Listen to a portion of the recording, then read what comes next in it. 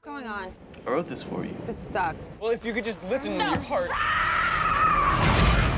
Zach, what's happening to me? You ate a guy! Oh, what do you want from me, Zach? I'm a zombie! Zombies eat guys! So sorry about Beth. I just kind of wish she'd stay dead. I want to eat. Okay, fine. What do you want to eat? I don't know. What do you want to eat? What, you think you even want to eat food?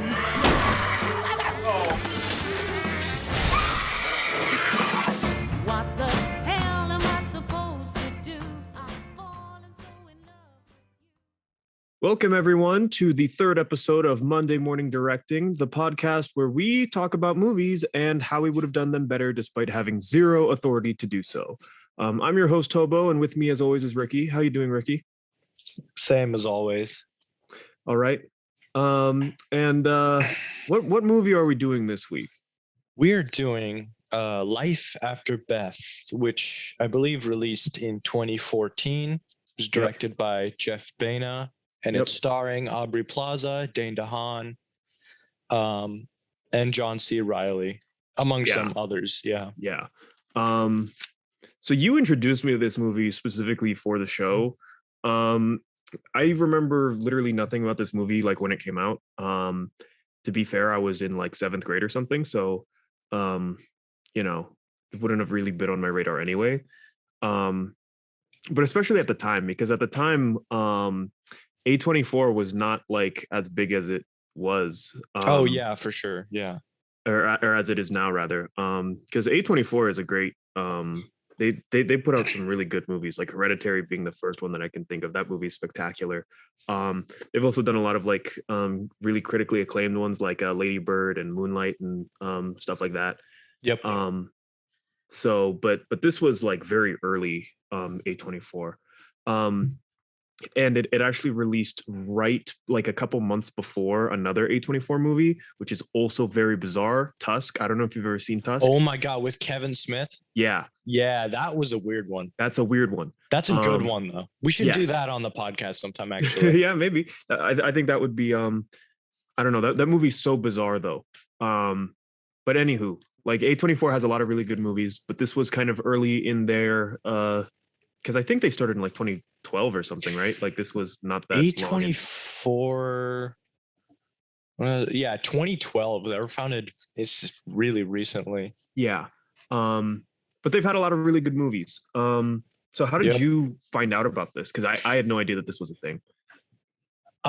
Well, I saw the trailer, I think back in like 2014, and I'm just like, what is this movie? Because I mean, the first thing that came to me is it's the Green Goblin from Amazing Spider-Man 2. That's Right. what I first noticed, and he's doing a comedy. Right. Which I don't know if you guys know about Dane DeHaan, but he's not known for doing comedies. So I kind of wanted to check this out to see how he gives his performance.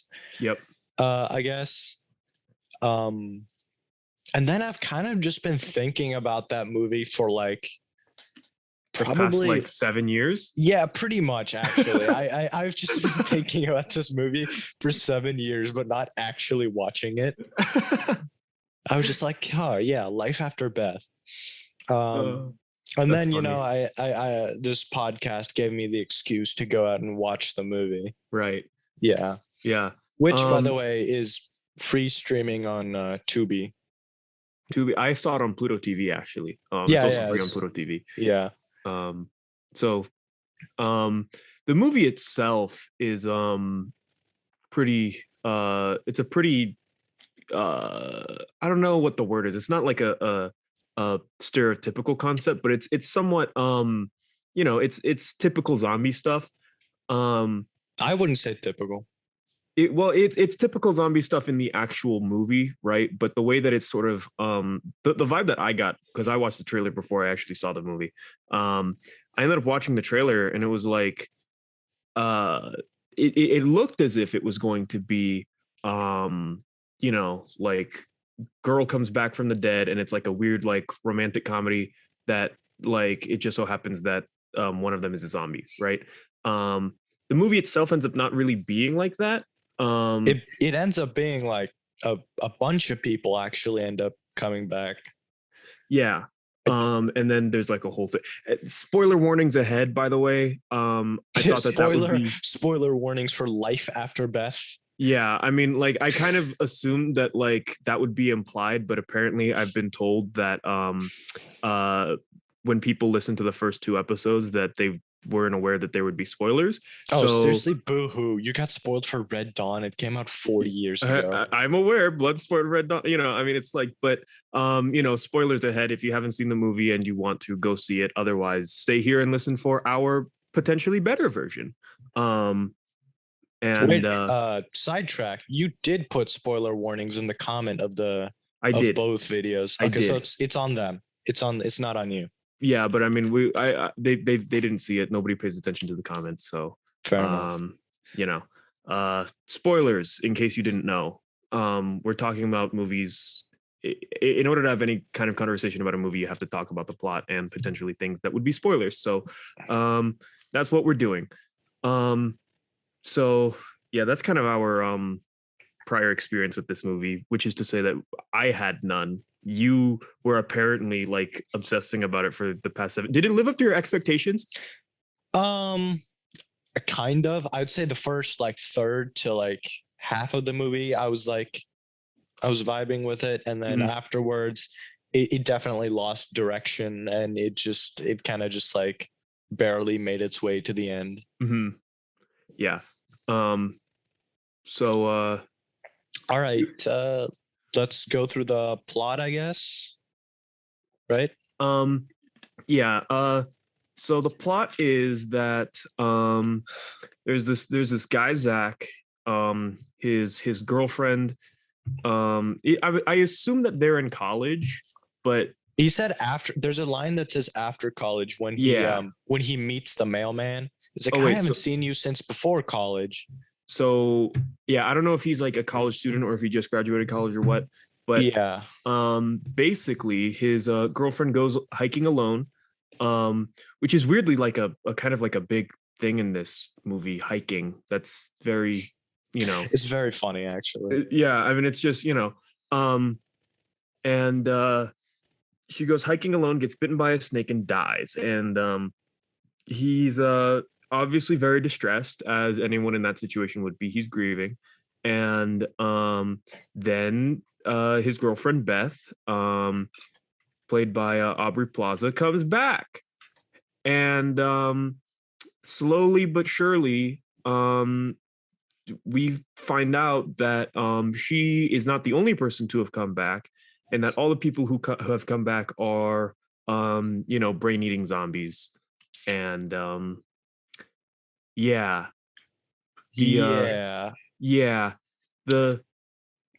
movie itself, again, like just based on the trailer, I thought that it was going to be a completely different movie than it actually was. Or not completely different, but I thought it was going to be different than how it actually was.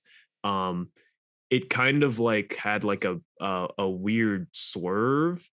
But I actually did not dislike the movie. I thought the movie was like actually pretty decent. If not like, spectacular. Like it's not gonna be a movie that like is super memorable, but it was solid. It was definitely not a waste of time. And like it was just okay. I thought it was fine. Yeah, there's honestly, the zombies acted very interesting in this movie. So it's not like they come back and they just start eating people. They come back and they kind of go back to their old routines. Yeah. Which I thought was actually kind of interesting. Yeah. Especially when he meets the mailman, who, by the way, who is a regular cast member on Parks and Rec. There's a lot of Parks and Rec references in this movie. What do you mean by references? Like a butt ton of references. So Nick Offerman is narrating the documentary on Machu Picchu in the beginning. Oh, is he? Yeah, he is. I did not realize that. So you know that the picture that Aubrey Plaza, that Dane DeHaan grabs at the end of the movie? Right. That's taken from the final scene of Parks and Recreation. Oh my goodness, is it really? Yes. Aubrey Plaza Where's at one Where's point Andy is, Dwyer then? yes, at the Aubrey Plaza is talking on the phone with someone called Andy at one point. Oh my goodness, he is. She is. Wow, there's Andy Dwyer. Yeah. That and then Jim O'Hare, who plays Jerry. Yep, he was the mailman. I noticed He's the that. mailman. Yeah. Man, Yeah. huh? I actually didn't realize she's talking to Andy. That's actually hilarious. Yeah, there's a lot of That's cool great. stuff in there. That's great, actually. I didn't even notice that. Yeah. Yeah. Wow. Because this was right as Parks and Rec ended, right? 2014. Yes, this was Um, 20. Yeah, they were probably filming the final season. Not to get too off topic, but I enjoyed Parks and Rec. It was pretty solid. Solid. Again, not like absolutely fantastic, like you absolutely have to see it, but it was a good mockumentary comedy thing. Yeah. In some ways I think I like it more than The Office. Fair which enough. I Yeah. know is super controversial to say, but you know. Anywho, back to Life After Beth. Do you have any of your at this point trademark fun facts about the movie? Aside from all of the crazy Parks and Rec references that I somehow just went completely over my head. There's not really that many. I mean, this is Dane DeHaan's first comedy film, which I honestly think he does well because Dane DeHaan is such like, I don't know, he plays like a lot of weirdos. I don't know if you've seen Yeah. what's the Gore Verbinski movie he did? Well, I mean, and not to talk any crap about him, but or Cure for Wellness. That was the movie. he does a good job at playing weirdos. You know what I mean? Like Yeah. he's kind of got like his I don't know, like his kind of sunken eyes make of like it, and he does a very good job at portraying like a madman. You know what I mean? Which kind of lends to there's a point in the movie where he knows that people are coming back from the dead and nobody believes him and they think that he's crazy. And Well, at that point, I think he only knows that Beth has come back. well, but he kind of like suspects that there are other people because he sees like the guy in the diner and he sees Oh, like yeah, the yeah. mailman, you know what I mean?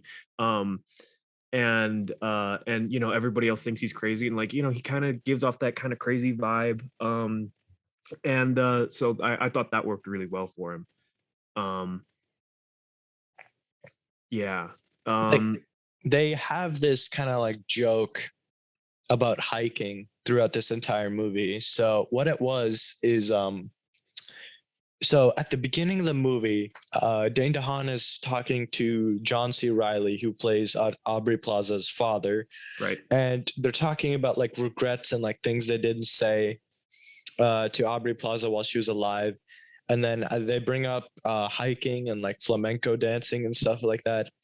And it starts off like really like sincere, like, oh, they just never did this. And it turns into like a joke that is, I thought was executed pretty well. Like, especially when Aubrey Plaza starts, I guess, showing more signs that she is undead.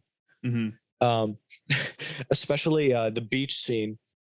Right. At one point, she just says flamingo dancing, which I started laughing. No, that was wait. I thought she said flamingo dancing when she pulls up to the diner and she gets hit by the car. Oh, does she say it there? And then she attacks the other girl. I forget. Anna Kendrick. Yeah, I forget the character's name. Yeah, doesn't matter. It doesn't matter, but it's a good joke. I enjoyed the joke. Yes. Yeah, the hiking thing was also it kind of came full circle at the end because they go on a hike finally, and then he has to kill her because she's a zombie.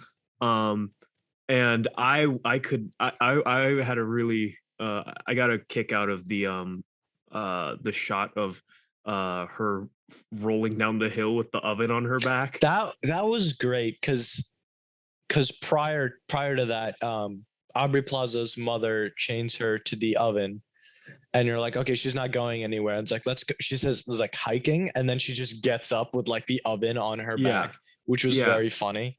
And it was, you know, very weird because I don't know. It was also like there are just a couple scenes that I laughed more out of like surprise and shock. Like when he goes to the motel and he turns around and there's just like a naked zombie standing there.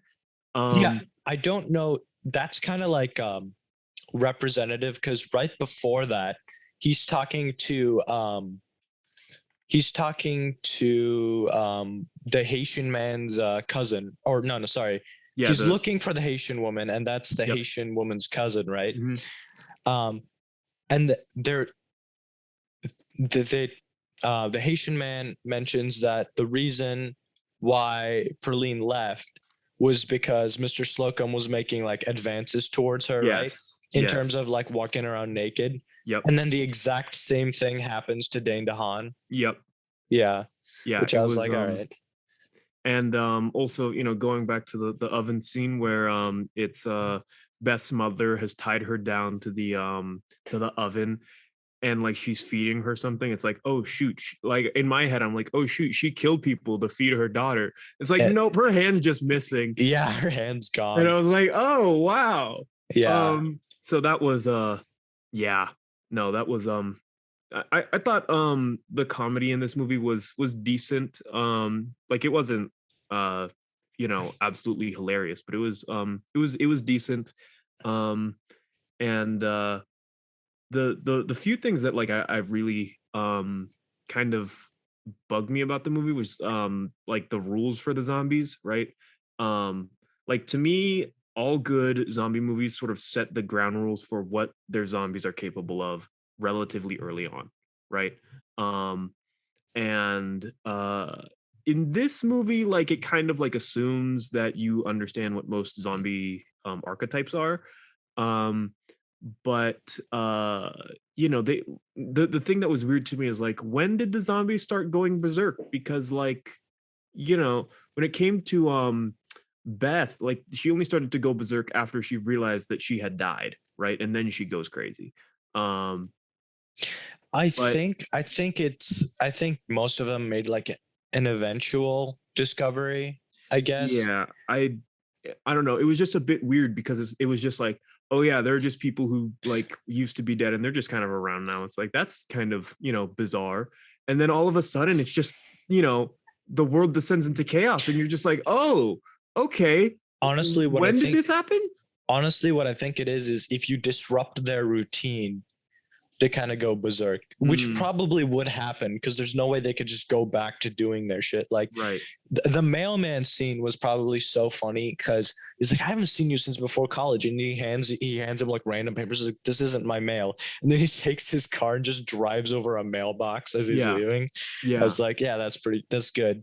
Yeah. But obviously like he couldn't go on with that routine forever. So yeah. Like and I don't know, like it's kind of like a similar joke that they did in Shaun of the Dead.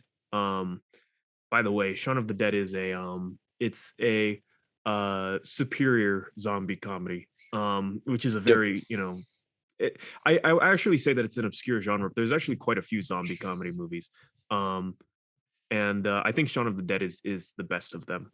But Shaun of the Dead has a very similar one where like they don't really realize that that's great. Has gone down. That's right? Fantastic. I love that shot that Edgar Wright has where it's the same shot from the very beginning of the movie. Yep. But everything's chaotic, but the main character's so like stupid, doesn't realize he goes through his same routine. Yep. I like that a lot. Yeah. It was like a sort of similar gimmick that they did here where like there's like a bunch of dead people around and just nobody seems to notice, right? But you know, I just felt like Shaun of the Dead did it slightly better. So is there anything else that you want to do before we go into our versions of the movie? What we would have done differently? Well, since you brought up Shaun of the Dead, kind of a sidebar here. Sure. Edgar Wright and Simon Pegg are trying to make another one, possibly a fourth movie to the Cornetto trilogy. So Cornetto quadrilogy. What what is what are four It's a movies series. called? If it goes past a trilogy, it's a series. Okay, yeah, fair enough. That's my personal rule. Okay. But yeah, I mean, I would be very much down for it. Shaun of the Dead was good. Hot Fuzz was amazing. Hot Fuzz is one of my Hot favorite Fuzz movies is the ever. best one, I for think, sure. out of all of them. For sure. And World's End is underrated, in my Yeah, opinion. it's not bad. It's good. But yeah, Hot Fuzz in particular, just phenomenal movie. But yeah, so if I'm being completely honest with you and with the audience, my ideas for Life After Beth are kind of very limited. There's just not a whole lot that I can think of with this concept. It seems fairly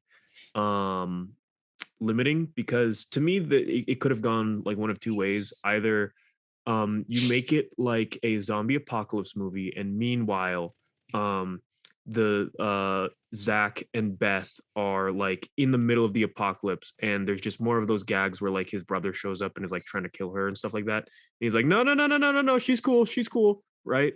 And just make it like all the post-apocalyptic scenes, or you don't do the apocalypse at all and you do what I kind of thought was implied by the trailer, Where it's just Beth. It's just Beth that's where come it's back. just Beth that's come Yes, back and she that's- happens to be a zombie. That's what I would have preferred. I didn't like the whole, because I don't know, the apocalypse thing. I don't really know. I think it was used as more of kind of like a reason for I don't know, for certain characters to end up the way they did. Like, I guess the only I don't know. It felt kind of unnecessary. Yeah. I did like the scene where the grandpa comes back and he's just talking. Yep. And then the old owners of the house come back, which I feel like that was something from another movie. That's Beetlejuice. That's literally just Beetlejuice. You know what? I haven't seen Beetlejuice. You have not. That's a good movie. Is Beetlejuice the original owner of the house? Is that how that works? No. Beetlejuice gets hired by the original owners of the house. He's like an anti-exorcist. He's a ghost who's trying to exorcise people out of the home. Anywho, that's, you know, it's kind of like a Beetlejuice thing, but without Beetlejuice. It's actually nothing like Beetlejuice. Never mind. So, but yeah, I don't know. There's a part of me that feels like if they had just gone like the full apocalypse thing and then just make it like a romantic comedy set in like a zombie apocalypse, and like one of them is human, one of them is a zombie. You know what I mean? Oh, the shenanigans. You know what I mean? I think that might have been okay. There's another movie that's kind of similar. Have you heard of Warm Bodies? Warm Bodies? I have not. No. So it's where the zombie apocalypse is already like full-fledged underway, right? It's not even it's not even like the initial stuff. Mm-hmm. What it is it's like a zombie. He just sees this girl and then he starts the zombie ends up getting a crush on her and he becomes more and more human as the movie goes on, right? Yeah, which honestly I thought is a cooler concept than this movie, which is better for a zombie rom-com. Yeah. But yeah, no, I agree with you. Like I think that it would have been good if Beth was the only zombie back, right? And Zach and her parents are you know, still trying to like, you know, keep her under control, but you know, slowly but surely she's eating people's brains and stuff. And I don't know, if they wanted to take it in like a more horror movie kind of route, you could have Zach be like willing to like kill people to feed Beth and stuff like that, you know what I mean? That's a more like straight up horror movie angle rather than it being like a comedy. That's kind of like Dead or Alive, right? By Dead or Peter Alive. Jackson. Who directed? Oh, Dead Alive / Brain Dead. Yes. That's a terrible title. I don't know. Just Dead Alive. Yeah. Yeah, it is Peter Jackson, I think. Yes, it is. I actually have not seen that movie. I've been meaning to for a long time. I saw it years ago, but I believe it is that how it I think it begins with him.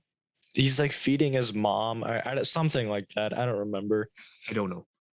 But yeah, I mean, like if you know, if you wanted to take it, like I mean, that's kind of a common thing in a lot of horror movies where like you have like the Renfield, if you will, right? Like the vampire's familiar who's going and performing and you know drawing victims in for their master and stuff like that. Honestly, even if it was like that, I would just compare it to Fright Night and say Fright Night was better.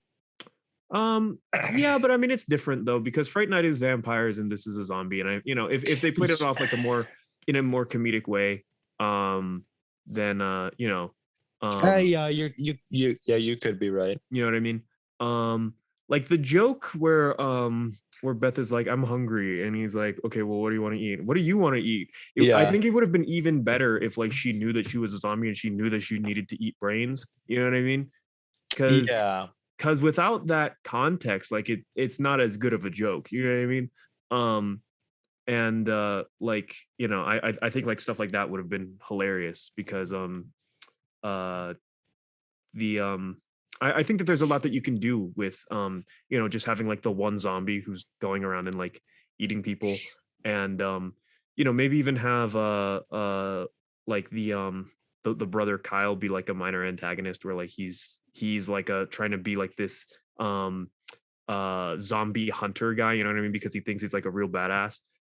You know he's always just talking about his desert eagle, and you know maybe have him be like hunting Beth and trying to kill her, and you know it's like she's a zombie, it's like no she's chill, yeah she ate a couple people but like it's fine, you know what I mean. I think that would have been pretty good. I like the gag with his brother where he's like close the door and then he closes the door. He's like, get out of my room. Yeah. that was pretty funny. Yeah. Yeah, probably, yeah, maybe if it was more in vein of Fright Night. I don't know. If it would be like Fright Night, but from the opposite perspective, where like Kyle is the I forget the main character in Fright Night, but if Kyle was like that, right, and it was told from the perspective of like you know where the monster and the monster's like companion is the protagonist, you know what I mean? Yeah.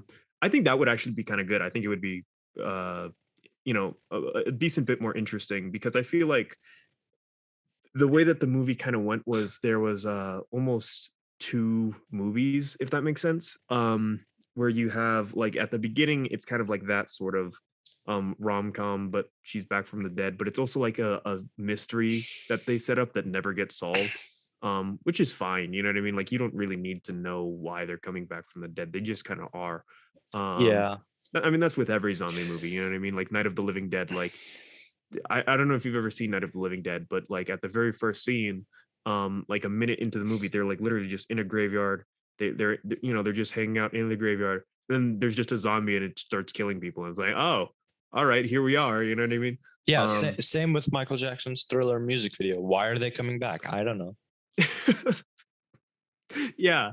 It is. It's the exact same thing. My idea is okay. It could be kind of interesting. I think your idea is better, but I'll just say my idea. Mhm. What if it took more like the Lost Boys, in sense that okay, so she comes back, right? Maybe there's not like a gang of zombies or anything, but Right. she comes back, and Dane DeHaan, she's not like a zombie.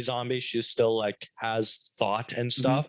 Yep. And maybe she starts infecting more and more people, and Dane DeHaan's like, oh God, like what have I done? And he's gotta go Ooh. like fix this shit, right? That would Because be he doesn't interesting. want a zombie apocalypse to like break out. Right.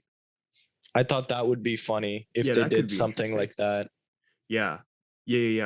Because the way that the zombies are in this movie, actually, now that I think about it, is they are not the disease zombies. They are the necromancy brought from the dead zombies. Like Return of the Living Dead, which is not one of the Romero Dead films. But yeah, like in Return of the Living Dead, everything that has died is like comes back to life, which includes, corpses, but also things like, leather couches, because they were once alive are now back in their zombies, and taxidermy animals and all this other stuff. um and Hmm. it's kind of like a Wait, similar thing. Return of the Living Dead's a spoof movie, right? Yeah, it's like a pseudo spoof. I mean, like, it's not a full-on comedy spoof, but it is, it pokes fun at the genre for sure. um but it's actually a pretty good zombie movie in its own right. um and Yeah, so I mean, like, it's the same sort of type of zombies, I guess. Because they were also kind of like hinting at the Haitian voodoo zombie, That which was funny. That I was kind of funny like. that led to nothing. And it was like, it's like, wait, why are you looking for my sister? Is it because she's Haitian? I was like, well, yeah. And then it's like, It's like, yeah, it's like, no, you just assume that because she's Haitian and she has like a vague relationship to one of the people that got you brought think back we from the all do dead. voodoo? Yeah, it's like, and it's like, you know, um, yeah, like that's that was interesting. Or it was funny. I think it would have been, I don't know, there's a part of me that's like, why is the cousin answering this instead of the actual maid herself? You know what I mean? I think her name was Perline. yeah, Perline. um like why isn't it Perline, and why is it her cousin? You know what I mean? Like, it, because I feel like, um It doesn't add anything that the fact that Perline isn't there. Like, you yeah, could just have it. and there's a So small part of me that kind of like thinks that like maybe Perline really did like bring them back from the dead. I mean, like, she skipped town like as soon as the dead started coming back. You know what I mean? Like, I don't know, like, it is a little bit suspicious, even if, assuming that she did it just because she's Haitian is a bit racist. um it is, I don't know, like, if it was Perline that like answered the door and was like, you thought I did all of this because I'm Haitian, you know what I mean? yeah, I think that would have been a little bit better. yeah. I think you know, as this podcast episode has been going on, I thought to myself, it's like, it always feels that like vampire movies, generally speaking, are a bit more methodical Mm, than zombie movies. I feel like zombie movies can get old really fast, whereas like vampire movies, because the vampires, they have intelligence, right? Yep. They pick their targets. They don't just go out and massacre people. Unlike Dusk Till Dawn, that is an exception. Yeah. Well, that's the thing about vampires, though, is that they have a pre-established mythology around them. You know what I mean? Yeah. And so there are more or less rules about vampires that are universal, right? Like, sunlight hurts them, holy water hurts them, they're scared away by crucifixes and stuff like that. And there are, exceptions to that, and there are like a lot of there's a lot of media that sort of plays with the rules, like in Castlevania, how they're like, the reason why crucifixes scare them off isn't because they're like a holy symbol, it's because it's like a geometric pattern that messes with them because they evolved to be different or something like that, which, I don't know, that's a little bit weird to me. But I mean, but you have things like that where they play with the tropes. Yeah. There's a lot of like older Universal movies where vampires show their reflections and stuff like that. So, I mean, that's not to say that the vampire mythology is like concrete, but there's at least a little bit more of an establishment of vampire lore, versus zombies are a very new phenomenon. Like, we say new, but well, Romero started in like the mid '60s, didn't he? yeah, but I mean, you look at the vampire, which is a medieval creature. You know what I mean? But that's Like, the thing, relatively though. speaking. Does zombie derive itself from a ghoul?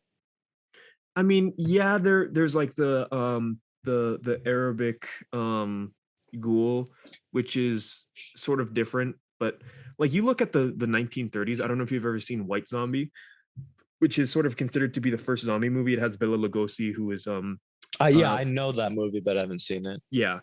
That movie, the zombies in it aren't undead. They are people who have been hypnotized. And it's also like the same sort of like Haitian voodoo type stuff. And like, it's zombies are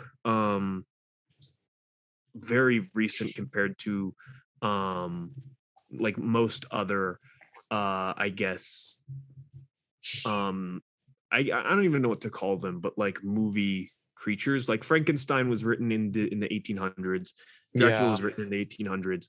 I suppose the mummies like people were kind of speculating on the curses since the 30s, which comparatively they're also somewhat recent, but Yeah. zombies really, and especially like the flesh-eating disease zombies are a relatively recent phenomenon. And that's the thing too, is that like most zombie movies, again, they don't do they don't try to establish mythology, because that's not what's important to the story.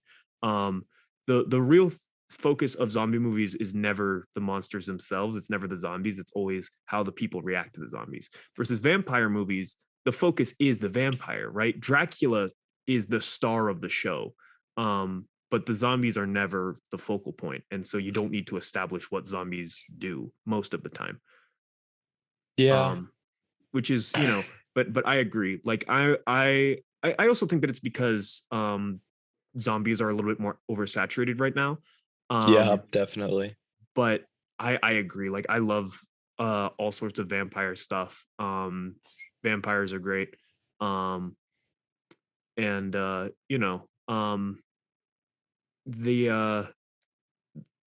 the thing with zombies most of the time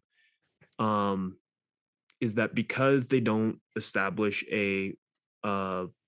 I guess a mythology, right? They don't establish a world building. It means that you can be a little bit more creative with like the types of zombies you have, right? You have like the brought back from the dead zombies, you have the disease zombies, you have like the World War Z like running zombies, you have but the downside to that also is that with every movie you have to establish how the zombies work. And in Life After Beth, again, they kind of assume that most zombie like stereotypes, or like the stereotypical traits of zombies.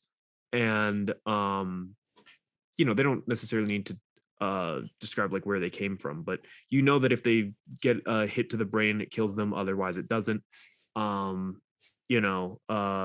They are well, actually in this movie they're not even all that slow moving. They actually use tools. Beth drives a car, like they're not. That was pretty where he Dane DeHaan takes Aubrey Plaza to her own grave and tries to explain, Right. and then she just takes his car and starts just driving through the graveyard. Yeah, she flips out, which is like, I mean, reasonably so. If I figured out that I was a zombie, I'd probably flip out too. But yeah, I mean, it's like the zombies in this movie, they use tools. Actually, also the mailman drives a car as well. Like they can drive, they can talk, they can do all of this stuff.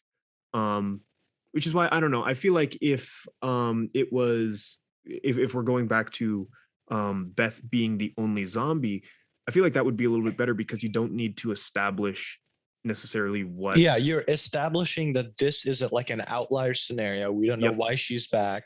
Yep. So she doesn't need to follow the rules that have already been established. Like, also, the whole thing they bring up with smooth jazz was also weird. I was just like, I did not get that at all. Like, I thought that was going to be a thing somehow, but like smooth jazz calms down the zombies. That's a weird new, or at least just Beth. We don't see the effect on the other zombies. No, but like I could have sworn that like there are other places that are like playing smooth jazz. And, oh, wait, the diner was playing smooth jazz. And yeah, like the I don't know. I feel like that's a thing. Like somehow is that like I think that it was meant to be a joke at this point, but I was like, I don't know. I think it would have been kind of funny if like they kind of had like this eureka moment where they're like, that's how we stop the zombies. We just gotta play smooth jazz, and then it'll all be like fixed. It's like fucking like Kelly G and all that shit. Like or Kenny G. I almost fucking said Kelpie G. is that like a SpongeBob version of yeah, it's Kelpie G's a SpongeBob. Kenny G. I see. Yeah. Yeah. The yeah, that's true. I didn't even think about that, but that is like a weird little bit of mythology that they added for this movie, that smooth jazz neutralizes zombies. Um Instead of like, like a vaccine cure like in World War Z or something. Nah, it's just smooth jazz. That's it. Yeah, I don't really think serious zombie movies work anymore, honestly. Like World War Z, I think World War Z kind of worked, Mhm. kind of because the zombies were actually scary.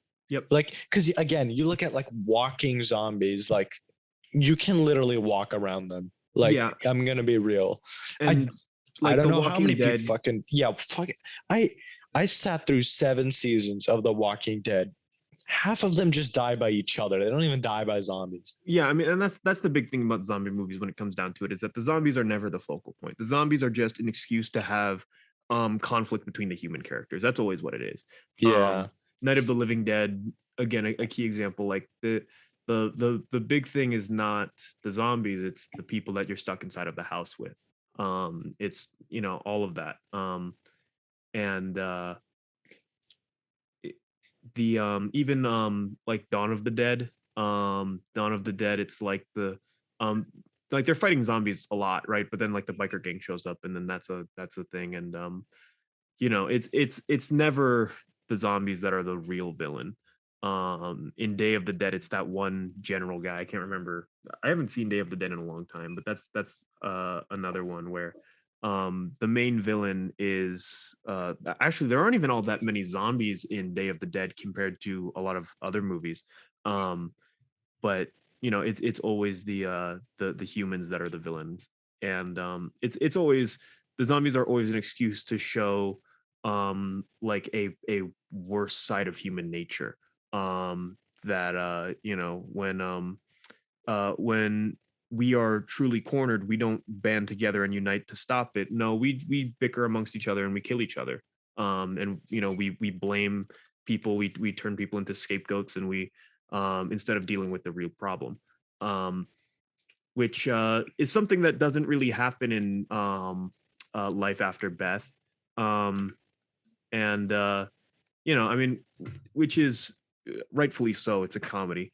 And Shaun of the Dead as well. Actually, now that I think about it, there's not really a whole lot of like the human villain thing. It's meant to be more lighthearted, I guess. It is lighthearted, but the human villain is crud, that guy. Yeah. Yeah. The guy. The Yeah, guy with glasses. I know what you're talking about. If you've seen Shaun of the Dead, you know what we're talking about. If you haven't seen Shaun of the Dead, go see it. It's very good. I would recommend Shaun of the Dead before you watch Life After Beth. That's for sure. But yeah, Life After Beth is a pretty solid movie. It's not great. And I don't know. Do you have any more thoughts on it? Anything else you would have done differently? I think Dane DeHaan needs to be in more comedy movies. I think he can do it Mm. well because he's like so unsuspecting of being in a comedy movie. Right. If that makes sense. Yep. I think he does comedy fine. I honestly think it was the writing that was pretty whack. I mean, I don't even think that it was all that whack, if I'm being honest. Like, I mean, like, it was I just kind got of bored after a while, honestly. Yeah. I mean, it was just I don't know. That I can't. That's the thing that's hard for me about thinking about what I would have done differently, because especially when it comes to comedy, comedy is very difficult because of how subjective it is. And so, I mean, you can say, you can set up all of these different scenarios that you think would have been funny, but most of the time, it's so subjective that like most people, or not even most people, but like not everyone is gonna find most things funny. You know what I mean? And so it's tough, which is part of the reason why I have a not a problem, but I'm cautious about doing comedies on this show, just because comedy is super subjective. If you like it and you think it's hilarious, then that's good for you. If you don't, that's cool too. You know like I mean, of course, all things are subjective when it comes to like taste in art, but comedy in particular is like extra subjective. And yeah, I don't know. The problem that I had with this movie was definitely not with the comedy. The comedy was fine. It was just a little bit. I think you were correct in saying that it was unfocused towards the end, and like you were just kind of like, what's going on anymore? Yeah. Like I was kind of hoping to see Mr. Slocum, like after it's revealed that he's like the real cause behind all of this. I was kind of hoping to like see him get eaten by zombies and like, you know, get his comeuppance. Yeah. I don't know why it was off screen. Yeah, it was just like, oh, he's dead now. And it's like, oh, well, that's really unsatisfying. They lost their budget, so they couldn't pay John C. Reilly anymore. Is that real? No, or are you I making just okay. made that up. Okay, I was like, because I mean, you know, like I wouldn't be surprised. Also, this movie made $274,000 on a $2.4 million budget. Yes, I am aware. Which is just terrible. It did really bad. Which you know is it's unfortunate because I don't think that the movie is as bad as that as the profits would lead you to believe, but it's still not great. Yeah, so I think the takeaway here is life after Beth. Make Beth the only zombie. We didn't need any other zombies. Beth on her own and getting into hijinks with Beth and Zach, that would have been perfectly fine, I think. Yeah, making it an apocalypse made it like everyone's problem, where this should have only been Zach's problem. Mm-hmm. Is the way I That's see actually it. a really good way of putting it. That it should have been a more personal story. Make it like an opposite Fright Night. You know, I you know, maybe make him I don't know. Maybe that's just me too, because Dane DeHaan kind of like seems like he would do good as like a pseudo villain, where like he's killing people to feed his zombie girlfriend. You know what I mean? Yeah, it could. Yeah, I like that idea. But yeah, that's life after Beth. Yep. Pretty forgettable, honestly. Yep. All right. So that's life after Beth. Pretty you know, unrealistic zombie movie, if I'm being honest. Yep. Could never happen today. No. Wait, is that there's someone at the door? Let me go answer it. Oh my god! It's Ben White!